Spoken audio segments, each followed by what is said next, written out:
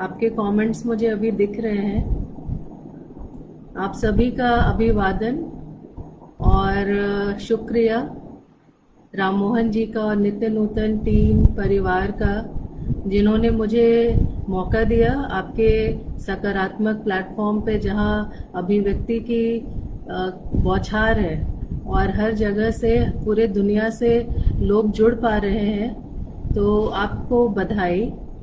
और मैं अपनी बात यहाँ पे कह पा रही हूँ पहली बार स्क्रीन पे, तो मुझे भी बधाई।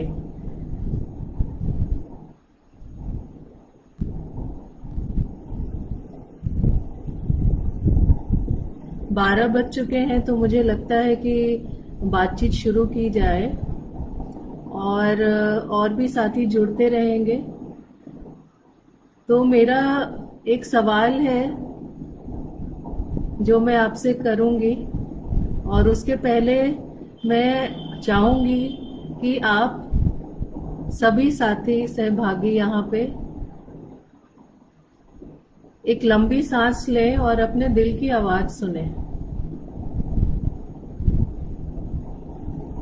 हम बातचीत शुरू करने के पहले आपसे रिक्वेस्ट कर रहे हैं कि आप एक लंबी सांस लें और खुद के दिल से जुड़े। मैं जानती हूँ कि ये जो सत्र है वो होम स्कूलिंग के ऊपर चर्चा है और विकल्प लर्निंग मेथोडोलॉजीज के ऊपर चर्चा है, लेकिन ये विकल्प में समझदारी खुद से जुड़ने के बाद ही समझ में आएगी कि क्या है ये विकल्प, क्योंकि विकल्प हम ही है। तो आप लंबी सांस लें और खुद से जुड़े। और मुझे लगता है कि हमारे साथी सहभागी जो ये वीडियो अभी देख रहे हैं, मुझसे बातचीत कर रहे हैं, उसमें से कोई भी बच्चा नहीं है, हम सब बड़े हो गए। तो क्या हम सब आज एक बच्चे बन सकते हैं? क्या आप अपने मेमोरीज में जाके अपने बचपन में पीछे की तरफ जाके खुद से जुड़िए, अपने बचपन से जुड़िए। और मेरा एक सवाल है जो मैं आपके सामने रखूंगी, उसका जवाब आप कमेंट में भी दे सकते हैं कि जब आप 8-10 साल के बच्चे थे तो आपको स्कूल जाना क्यों पसंद था? आप स्कूल क्यों जाना चाहते थे? What were you looking forward to when you were going to school?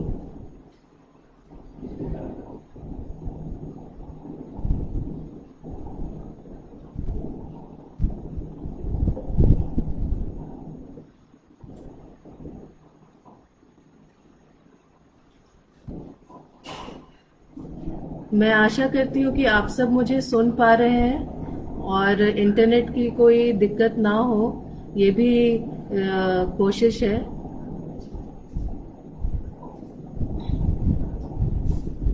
तो सवाल ये है मेरा कि हम सब जब बच्चे थे 8-10 साल के, तो स्कूल जाना क्यों पसंद करते थे?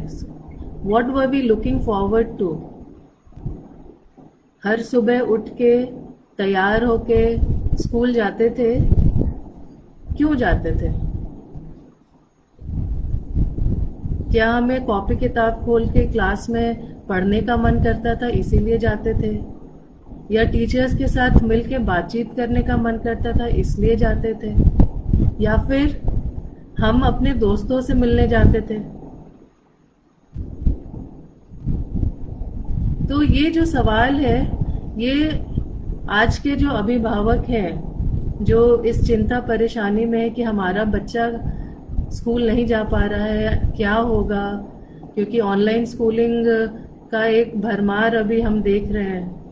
तो मैं ये जानना चाहती हूँ, दूसरा सवाल है मेरा कि आप अपने बच्चे को स्कूल क्यों भेजना चाहते हैं? क्यों भेजते हैं? हर रोज जब आप अपने बच्चे को बिस्तर से उठाते हैं, जल्दी जल्दी तैयार करते हैं, खाना खिलाते हैं, नाश्ता कराते हैं, पानी देते हैं, टिफिन देते हैं।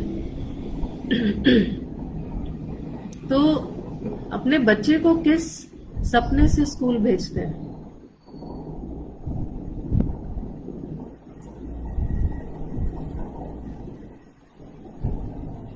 कमेंट में काफी बढ़िया जवाब आ रहा है और मजा आ रहा है पढ़ने में भी कि आपको ड्रेस पहनना अच्छा लगता था और दोस्तों के साथ मिलना अच्छा लगता था, टीचर्स के साथ मिलना अच्छा लगता था, फ्रेंड्स मिलते थे, खेलते थे, पढ़ने भी जाते थे। बहुत बढ़िया।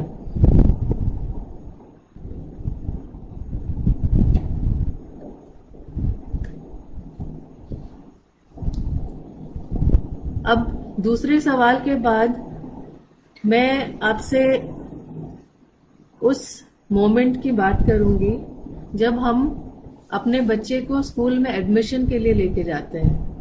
तो जब हम स्कूल में एडमिशन के लिए जाते हैं तो हम स्कूल से क्या अपेक्षा रखते हैं? स्कूल का जांच पड़ताल करते हैं क्या कि ये स्कूल जो है मेरे बच्चे के लिए एप्ट है? ये हम तय कैसे करते हैं?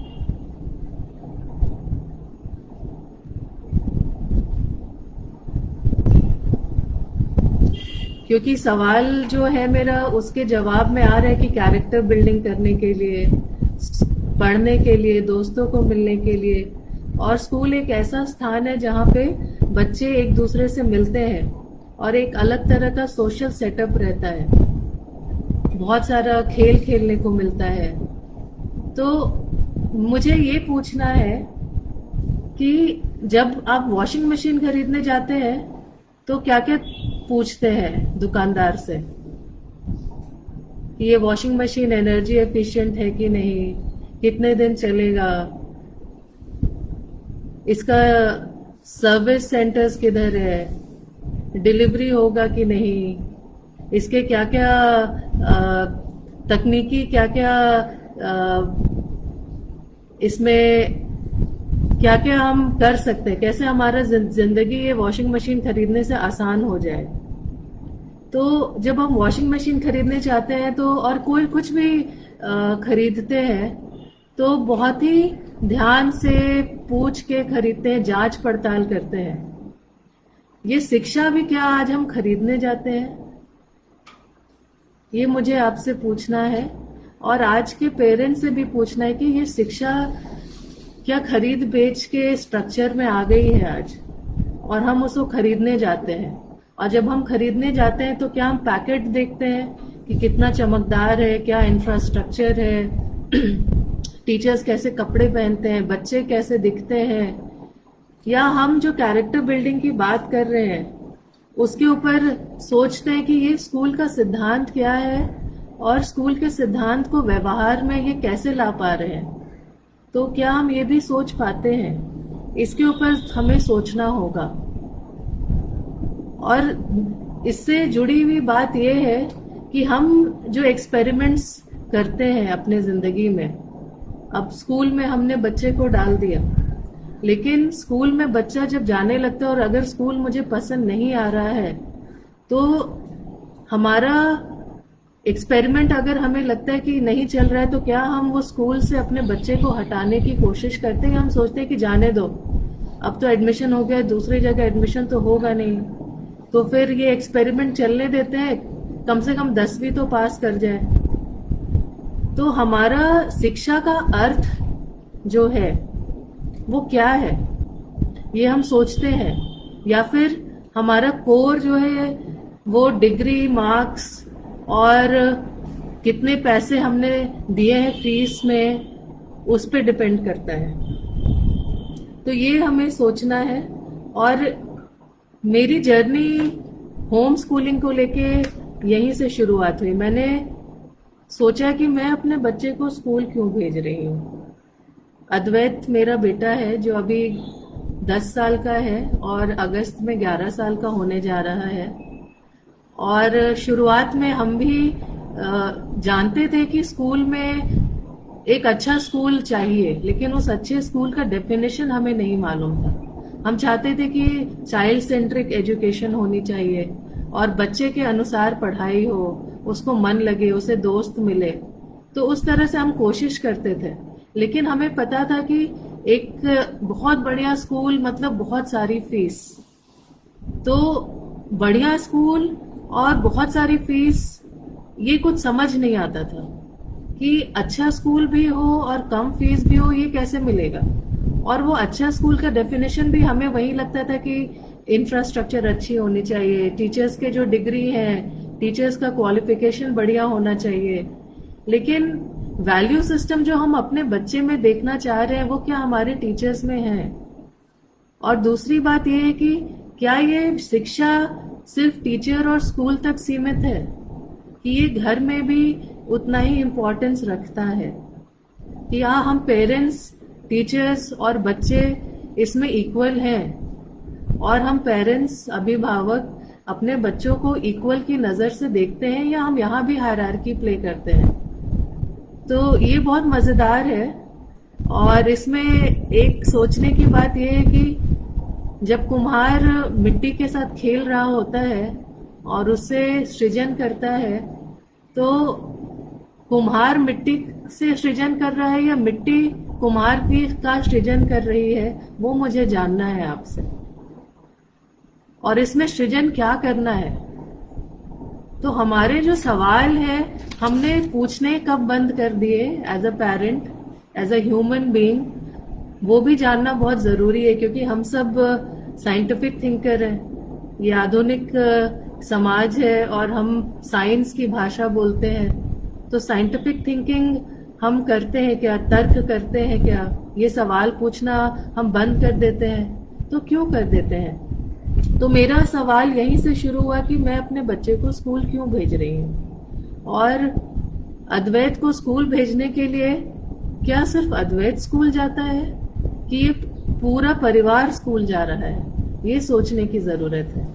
क्योंकि मैंने अपने जीवन में ऑब्जर्व किया कि अद्वैत को एक अच्छा स्कूल भेजने के लिए मैं और मेरे जो कंपेनियन हैं उसके लिए क्या वो करते हैं, हम लोग क्या क्या नहीं करते हैं।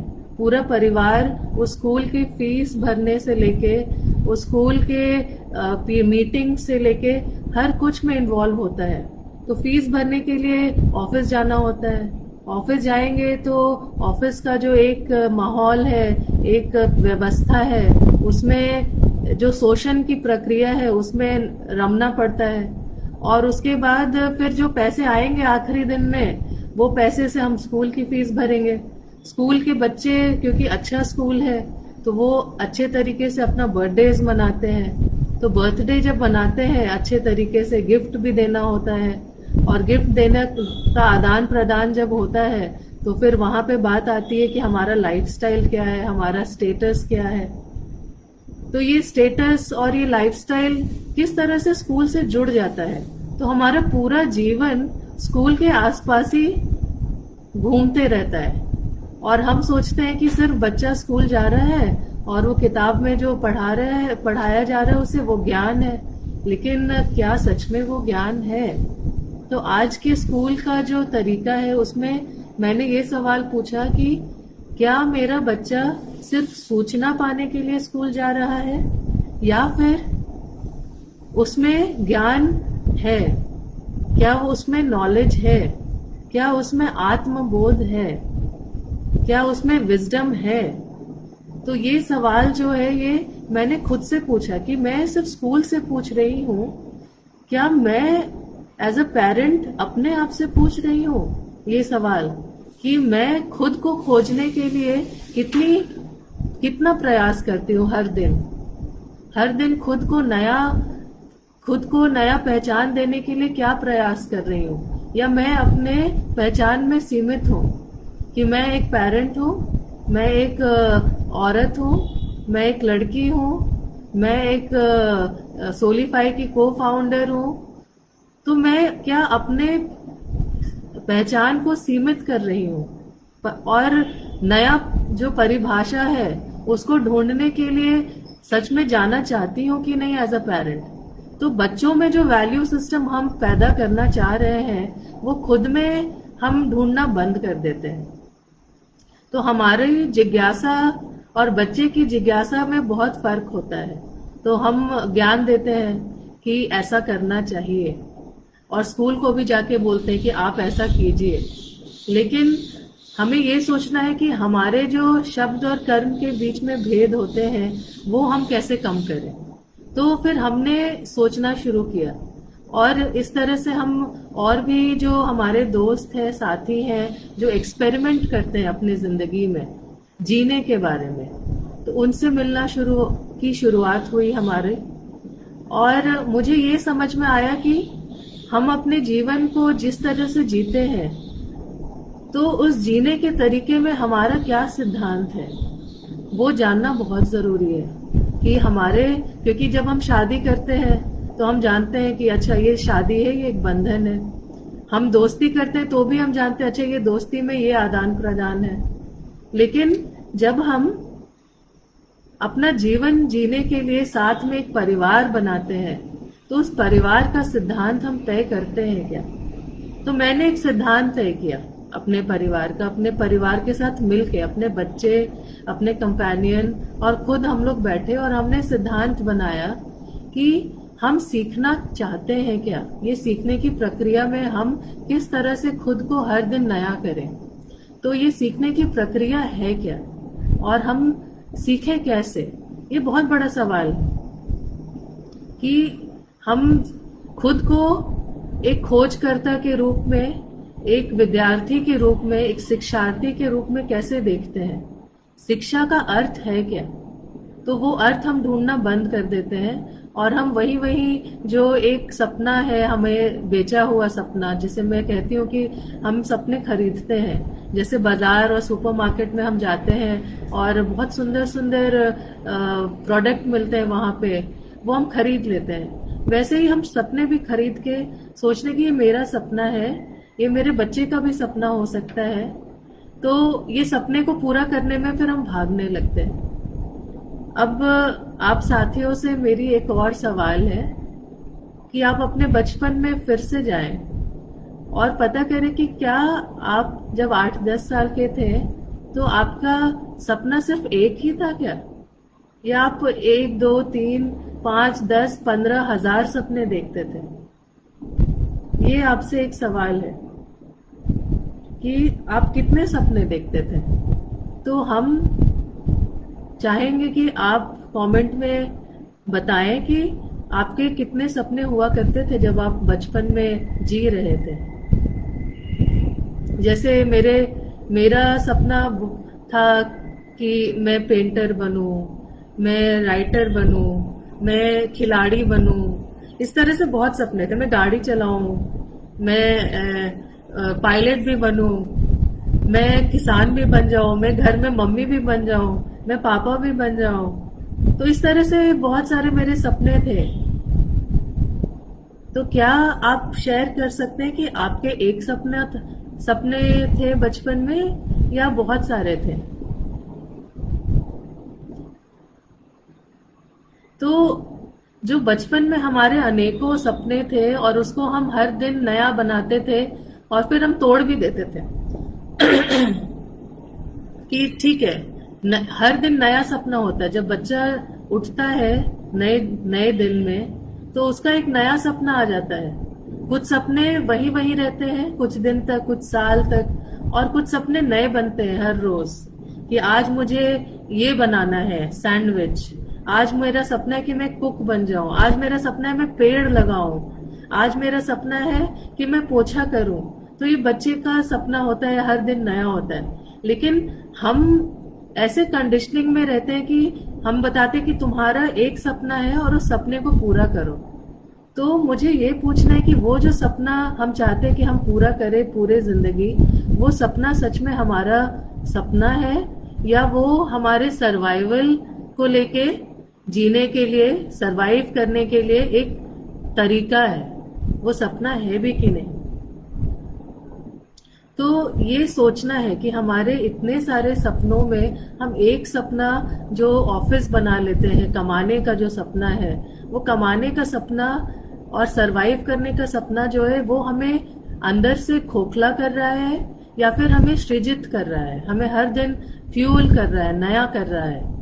तो हमें अपने सपनों को एक बार फिर से देखने की ज़रूरत है कि आज जिस सपने को लेके हम जी रहे हैं और सरवाइव कर रहे हैं वो तो ज़रूरी है। और स्पेशली आज का सपना ये है कि हम जिए, क्योंकि अभी का जो कोरोना का क्राइसिस है, हम स्वस्थ रहें वो एक सपना है और उसे हम हर दिन पूरा करते हैं कि हम ये ना छुए, हम वो ना छुए, हम बीमार ना हो जाएं। तो ये एक सपना आज का है कि हम फिजिकली खुद को स्वस्थ रख सकें। दूसरा सपना ये कि हमारे पास रेगुलर इनकम आते रहे, जिससे हम खुद का भरण पोषण कर सके, पालन पोषण कर सके।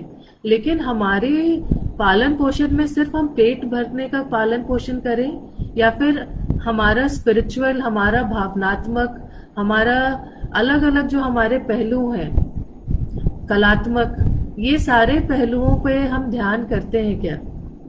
कि हम खुद को सिर्फ एज एन इंडिविजुअल एक अपने सोसाइटी में देख पा रहे हैं, या फिर हम एक सोसाइटी में कंट्रीब्यूशन की तरफ देखते हैं कि हम सामूहिक तरीके से खुद का विकास कर पा रहे हैं क्या?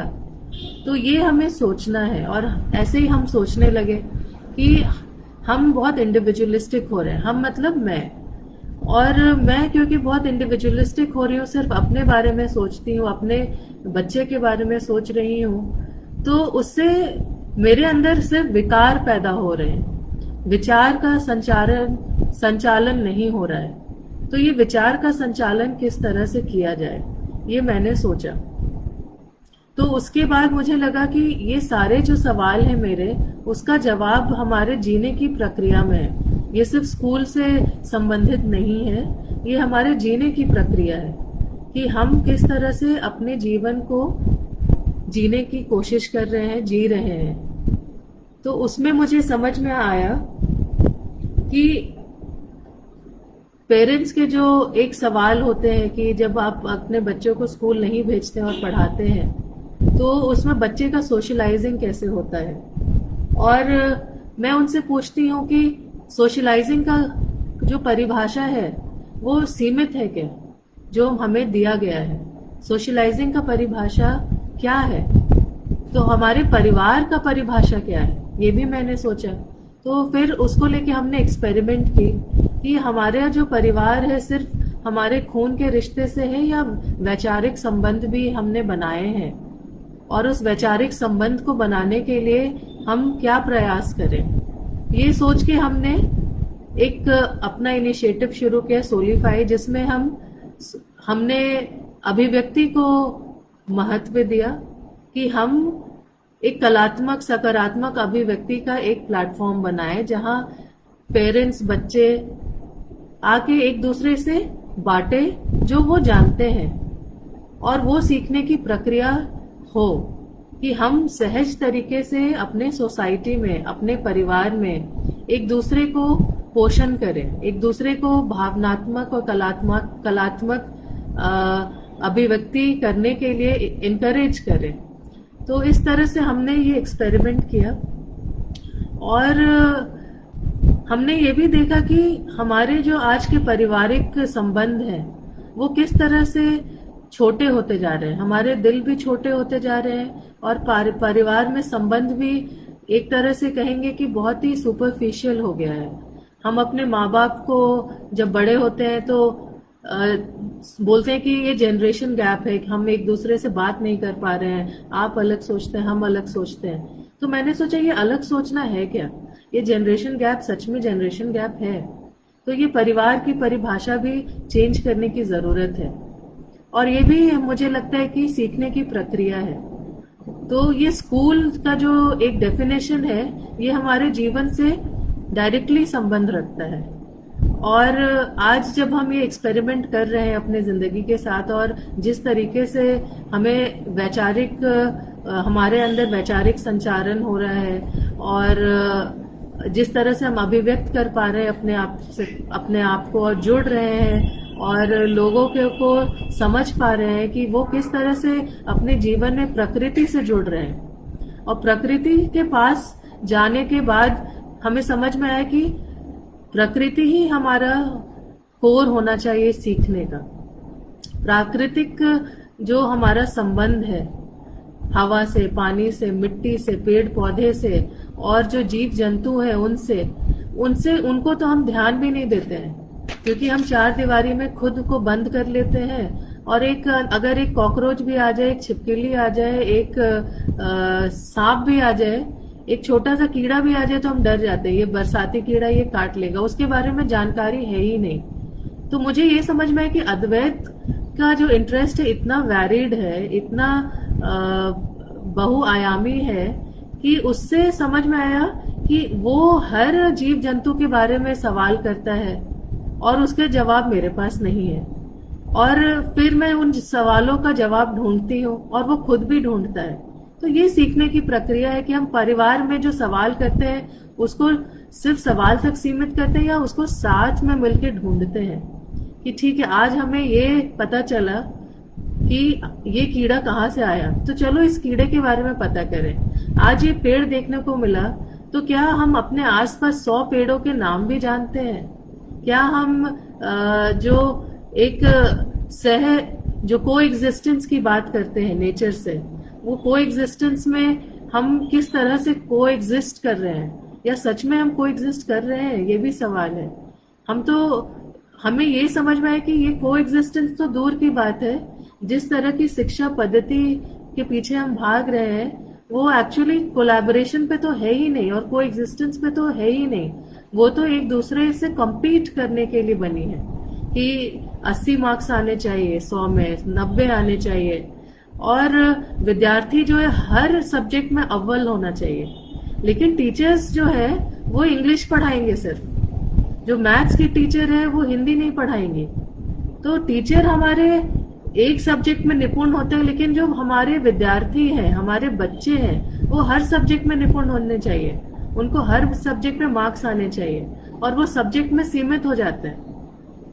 तो अद्वैत से ये समझ में आया कि ये जो सब्जेक्ट है बहुत बेमायने हो जाते हैं, क्योंकि ये सब्जेक्ट के परे जब हम जाते हैं तो जीवन में सीखने के लिए बहुत कुछ हमें मिला। हम लोग साथ में हिमाचल के गांव में गए, जब हमने अद्वैत को स्कूल से हटाया, अब उसको लगभग 2 साल 2.5 साल होने को आ रहा है, उस समय वो 8 साल का था। और उसके बाद ही मुझे लगा कि मुझे सीखने का मन है, मैं नया सीखना चाहती हूँ। तो मुझे हिमाचल के गांव में पता चला कि एक मड आर्किटेक्चर, मिट्टी से घर बनाने की कला है, जिसे जो कि बहुत पुराना है और नए तरीके से उसके ऊपर बहुत सारे एक्सपेरिमेंट्स भी हो रहे हैं। तो उसको मैं सीखना चाहती थी, ये मिट्टी से घर बनता कैसे है, ये नेचुरल जीने का जो तरीका है उसमें हम एज ए ह्यूमन बीइंग खुद को मिट्टी से, प्रकृति से कैसे जोड़ें। तो यहाँ इस सोच से फिर मैंने खोजा और धर्मालय करके एक जगह के बारे में पता चला जो हिमाचल में है, हिमाचल प्रदेश में बीर बिलिंग के पास। तो वो पूरा जर्नी जो है वो अपने में एक सीखने की प्रक्रिया थी। और अद्वैत और हम अपना एक एक बैग लेके निकल गए जो हमारे पीठ पे था।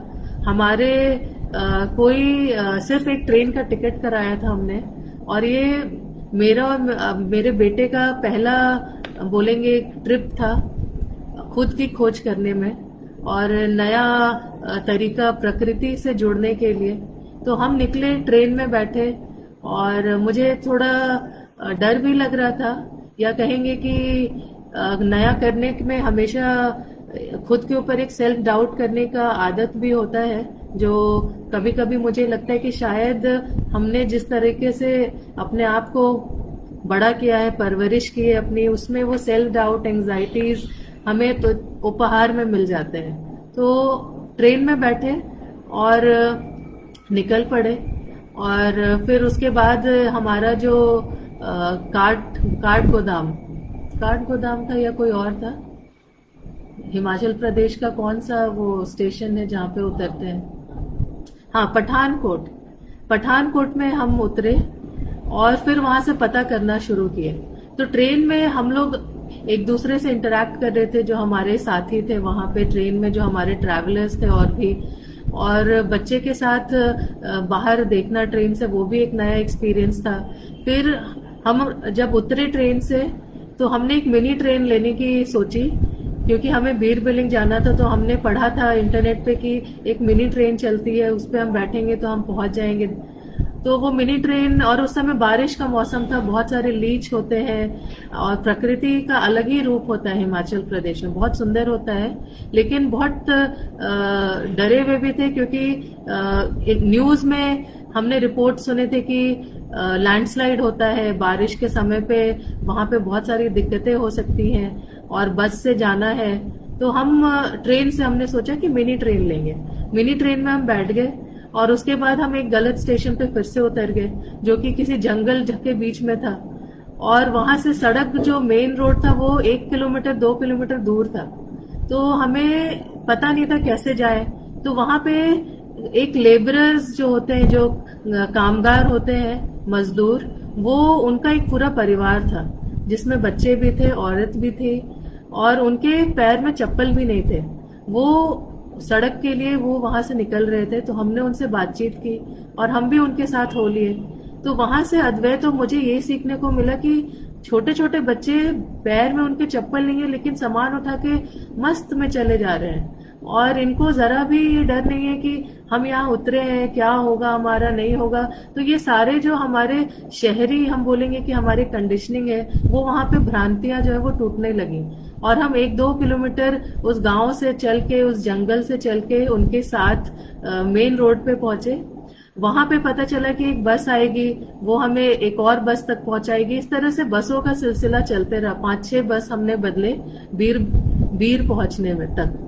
और वहां पहुंचने के बाद बहुत ही मजेदार अनुभव हुआ कि हमें एक तिब्बतन मॉनेस्ट्री में रुकने का मौका मिला। वहां पहुंचे, वहां अद्वैत पहली बार 90 साल की एक तिब्बतन दादी से मिला, और उनसे उसने सीखा कि किस तरह से तिब्बतन में नमस्कार करते हैं एक दूसरे को, सिर से सिर सटा के।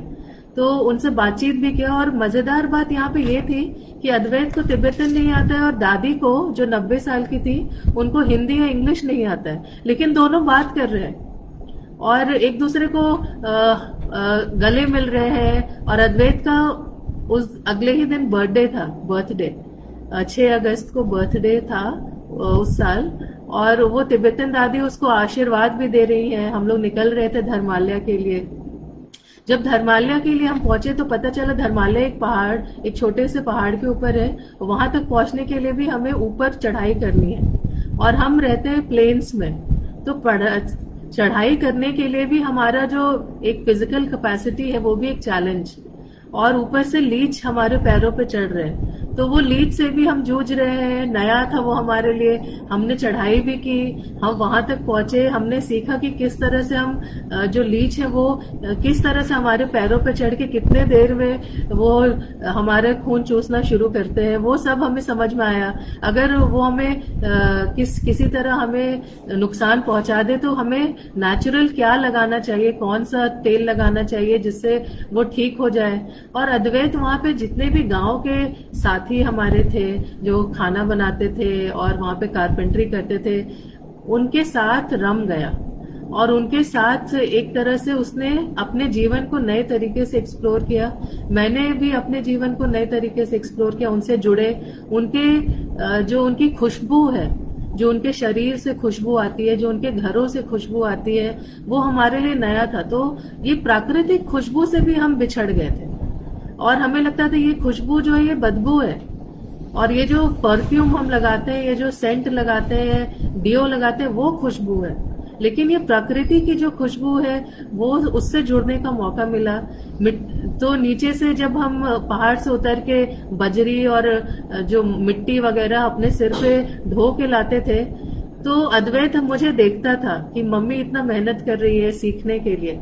तो ये सीखने सिखाने का प्रक्रिया हुआ कि अद्वैत देख के सीखने लगा। और उसने एक दिन आके मेरे कंधों को दबाना शुरू किया।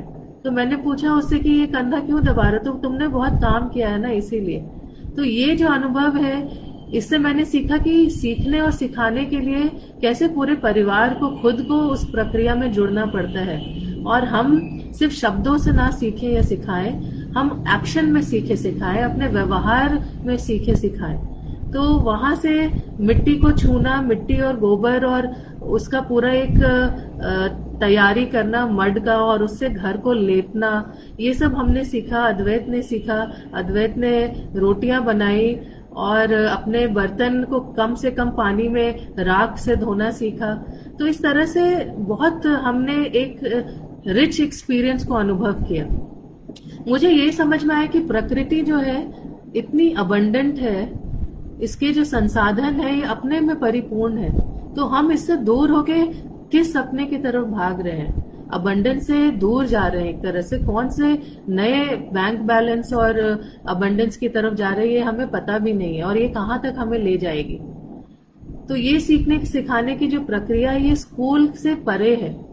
और मुझे लगता है कि आज जो पेरेंट्स हैं जो चिंतित हैं कि हमारा बच्चा कैसे सीखेगा, तो मुझे आपसे अनुरोध करना है कि सीखने सिखाने की प्रक्रिया में आप बच्चे बन जाएं और अपने बच्चों को बोलने का मौका दें, उनसे आप सीखें और उनके मार्गदर्शन में मुझे लगता है कि हमारे जो भ्रांतियां हैं, हमारे जो चिंताएं हैं वो कम होती जाएंगी। तो ये जब ये हमारा साझा रिस्पॉन्सिबिलिटी बने, परिवार और एक जो समाज है वो एक दूसरे से जुड़ा भी है। हम परवरिश की बात करते हैं लेकिन परवरिश में अपने परिवेश की बात नहीं करते। हम अपने परिवेश की परवरिश करें तो वो कैसे हो। तो हमने ये समझा कि परिवार को परवरिश के बारे में सोचना चाहिए और खुद की भी परवरिश करनी चाहिए। एज एन इंडिविजुअल खुद की परवरिश हम करें और समाज की परवरिश कैसे करें, अपने एनवायरनमेंट की, अपने परिवेश की परवरिश कैसे करें। तो ये सोच का जो जरिया है और नजरिया है इसको हम खोजें। तो मैं अभी आपसे एक लिखी हुई कविता है वो शेयर करूंगी, और आपके अगर कोई सवाल हो तो आप चैट में डालें, कमेंट्स में डालें। कविता मैं अभी बोलती हूँ। भीजे मुट्ठी को हौले से खोले, उंगलियों को सांस लेने दे, तराशे दोस्ती का फलसफा, बुन ले अनुभवों से जज्बा, साथी के हाथ में हाथ हो लेने दे, सपनों को सांस लेने दे। समग्र, समृद्ध, संपन्न, संपूर्ण के मतलब को खुद में टटोले, सुने वह भाव जो शब्द नहीं बोले, सांसों की मिल्कियत बयां बे इंतहा, गुलशने जिंदगी को जी भर के जी ले, एहसासों को सांस लेने दे। तो ये कविता मैंने लिखी और मुझे लगा कि हम एक्चुअली सांस नहीं ले रहे और हम भागने में हाफ रहे हैं, एग्जॉस्ट हो रहे हैं, और हम भाग रहे हैं किस सपने के पीछे। और ये जो हमारा कैपिटलिस्ट ओरिएंटेड ड्रीम है और जो हमें एक तरह से इंसान से मशीन बना रहा है, वो उसको हम किस तरह से वहीं पे खत्म करें। और ये सिर्फ जो मशीन बनने का सिलसिला है वो आज नहीं शुरू हुआ है, ये बहुत पहले शुरू हो गया। तो ये हम अपने परिवार में देखें तो पीढ़ी दर पीढ़ी ये सिलसिला चले आ रहा है और हम उसमें पिस रहे हैं। उस सिलसिला को कब खत्म करेंगे, कौन खत्म करेगा। तो एक्शन तो हमें ही लेना है। तो मैंने भी वो एक्शन लिया। स्कूल में जाके हमने नाम काटा और फिर उसके बाद अपने स्वतंत्रता को एंजॉय करने लगे। लेकिन फिर ये भी समझ में आया कि ये स्वतंत्रता जो है ये एक दिन का नहीं है, इसमें हर दिन खुद को खोजने में प्रयासरत रहना है, तभी हमें स्वराज मिलेगा। हम अपना हर परिवार अपनी पद्धति ढूंढे, अपने शिक्षा की पद्धति यूनिक है, उसको कोई स्ट्रक्चर में हम देखना चाहेंगे। जैसे स्कूल को हम देखते हैं, कॉलेज को देखते हैं, डिग्री में देखते हैं, ये सारे जो स्ट्रक्चर्स हैं वो हमें देखने की एक आदत सी हो गई है उस स्ट्रक्चर को।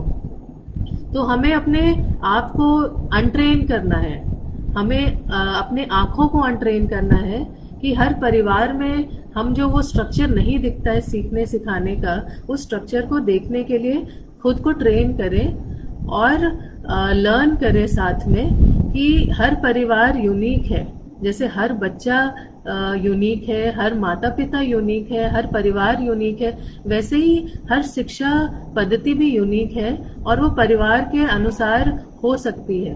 हम बहुत सारे साथियों से मिले जो अलग अलग शिक्षा पद्धति पे काम कर रहे हैं, जैसे वर्ल्ड ऑफ एजुकेशन है, हमारे जो एंशियंट इंडियन एजुकेशन है, गुरु शिष्य परंपरा है, उस पे काम हो रहा है, गुरुकुल पे काम हो रहा है, अनस्कूलिंग पे काम हो रहा है, डी स्कूलिंग पे काम हो रहा है, होम स्कूलिंग पे काम हो रहा है। लेकिन इसके जो परिभाषा है, इन परिभाषाओं को समझना तभी हम शुरू करेंगे जब हम जीने लगेंगे। तो हमने जब शुरुआत की थी 3 साल पहले, तो हमें भी बहुत सारे कंफ्यूजन्स थे, लेकिन हमें ये पता था कि ये रास्ता जो हमने चुना, ये सिद्धांत जो हमने चुना है, वो हमें मार्ग दिखाएगा, वो हमारा मार्गदर्शन करेगा। और उस मार्गदर्शन में अगर हमें कोई भी मुश्किल आए तो हमारा परिवार एक इक्वल लेवल पे हम सब एक दूसरे को मार्गदर्शन देंगे। तो हमारा बच्चा भी है, अगर मुझे कोई प्रॉब्लम होता है या कंफ्यूजन होता है या चैलेंज आता है, चुनौती आती है, तो हम बच्चे से भी पूछते हैं कि अद्वैत बताओ, आज मुझे लाइव एफबी करना है और मुझे बहुत डर लग रहा है क्योंकि मैंने आज तक स्क्रीन पे इतने देर तक भाषण नहीं दिया है, बातें नहीं की है, तो कैसे करूं? तो वो आके मुझे चूमने लगता है और मुझे रिलैक्स कर देता है। तो ये निदान निकलते हैं, बहुत ही मजेदार है ये भी। फिर अगर मैं अपने कंपेनियन से पूछती कि क्या करूं, तुमने 40 मिनट 50 मिनट बातें की हैं, बताओ कैसे करना है, तो वो अपने आइडियाज देते हैं। तो ये जो है, और फिर मैं अपने माँ को कॉल करती हूँ, तो माँ मेरी बोलती है कि तुमने तो इतना बढ़िया आर्टिकल्स लिखा है, सब किया है, ये भी तो बातें ही करने की बातें कर लोगे, कर लेना। तो ये जो है, जिस तरह से हम जुड़ रहे हैं अपने परिवार से। कल मेरे ससुर जी का फोन आया जो कि बॉम्बे में है, तो उन्होंने मेरे आर्टिकल को पढ़ा था जो मैंने लिखा है कि हमें अपने भारत के गांवों का उत्थान करना है, क्योंकि एक कहावत भी है और एक समझ है कि it takes a village to raise a child. तो हम क्या उस विलेज को रेज कर रहे हैं और खुद को रेज कर रहे हैं। हम खुद की परवरिश और उस भारत में जो गांव है उनकी परवरिश कर रहे हैं। तो ये परवरिश करने की जरूरत है। तो इस पे एक लेख लिखा मैंने और वो मेरे ससुर जी ने पढ़ा, और उन्होंने मुझे, जबकि वो 9 बजे तक 9:30 बजे तक सो जाते हैं, उन्होंने मुझे 9:30 बजे के बाद फोन किया और बहुत ही उत्साहित थे वो। और उन्होंने मुझे आइडियाज दिए कि किस तरह से ये लेख में कितने पोटेंशियल है शिक्षा में बदलाव लाने के लिए। उन्होंने अपने आइडियाज दिए, जो कि वो आइडियाज क्या थे वो एक अलग बात है, लेकिन मुझे ये अच्छा लगा कि एक बहू और ससुर में जो एक रिश्ता है वो नया हो गया है, हम विचार से जुड़ रहे हैं। तो ये विचार से जुड़ना बहुत अहम है। और यहाँ से हम समाज में जो विकृतियों को देखते हैं, एक दूसरे में अलगाव पैदा हो रहा है, ये परिवार में ही हमें किस तरह से इसका निदान निकालना है। परिवार में इन समस्याओं को हम डिस्कस करें तो हमें निदान मिलेगा। और जो भी हमें परेशान करता है सुरक्षा को लेके, बच्चों की आज सुरक्षा को लेके बहुत हम परेशान होते हैं, और शारीरिक जो एक बच्चों को लेके सुरक्षा में एक शारीरिक बहुत इम्पोर्टेंस है कि हम अब्यूज की बात करते हैं कि आजकल फिजिकल मेंटल अब्यूज बहुत हो रहा है, और हम कैसे सुरक्षित रखें अपने बच्चों को।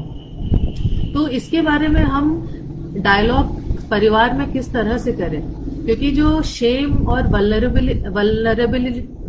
वल्नरेबिलिटी है, शेम है, वो हम परिवार में ही विकसित करते हैं। और मुझे लगता है कि ये जो शर्म की परिभाषा है उसको भी हम फिर से देखें, उसका भी नजरिया बदले। और अंजलि जी बोल रही है कि send link of your article, जरूर मैं भेजूंगी। और उसके बाद ये आर्टिकल मेरे फेसबुक पेज पे भी है। तो शर्म की परिभाषा को कैसे बदलना है वो मैंने सीखा, और हमने परिवार में उसके बारे में बातचीत की, और एक सुरक्षित माहौल परिवार में बनाया कि हम इसको ओपन डायलॉग रखें, कि कोई भी बात जो है अद्वैत खुल के आके कहे। अगर वो कोई मैगजीन देख लेता है, कुछ ऑनलाइन आजकल हम इतना जा रहे हैं, ऑनलाइन कुछ हमें दिख जाता है, वो देख लेता है, तो वो उससे शर्म महसूस करके अपने आप को इंफीरियर ना महसूस करे, वो हमसे आके बताए कि आज ऐसा मैंने देखा। तो वो खुला एक जो माहौल है, एक बेपाक माहौल है, बच्चों और माँ बाप का जो रिश्ता है वो इस तरह का हम नर्चर करें। तो शायद मैं सक्सेसफुल हुई हूँ 45 मिनट बोलने में, और यहाँ पे मैं अपनी बात को कंक्लूड करना चाहती हूँ और एक 4 लाइन बोलना चाहूंगी। आओ चले चेतना की ओर, दृष्टि दृष्टि आत्मबल संवेदनाएं हम जगाएं। आओ कला से संस्कृति सजाएं, बढ़ो चलो थामे आदमियत की डोर, आओ मिलो चले चेतना की ओर। तो हमारे जो स्कूलिंग के विकल्प हैं वो हमारे अंदर ही है, हमारे चेतना में है। हम खुद के अंदर झाके हमारे दिल की बात सुने और परिवार को साथ में लेकर इसका निदान निकालें। ये आपसे मेरी अनुरोध है। धन्यवाद। राम मोहन जी को भी धन्यवाद, और सभी साथी जो मेरे साथ जुड़े, मुझे सुनने का आपने जो समय निकाला है उसके लिए बहुत बहुत धन्यवाद। मैं चाहूंगी कि आप खुद से भी एक बात बोले, और वो बात ये है कि, और वो एक प्रेयर भी है, हमको मन की शक्ति देना मन विजय करे, हमको मन की शक्ति देना मन विजय करे, दूसरों की जय से पहले खुद को जय करे, हमको मन की शक्ति देना। नमस्कार। अद्वैत हमारा गुरु है, और गुरु हर जगह हर समय हमारे आमने सामने है। हमें गुरु को ढूंढना है। नमस्ते।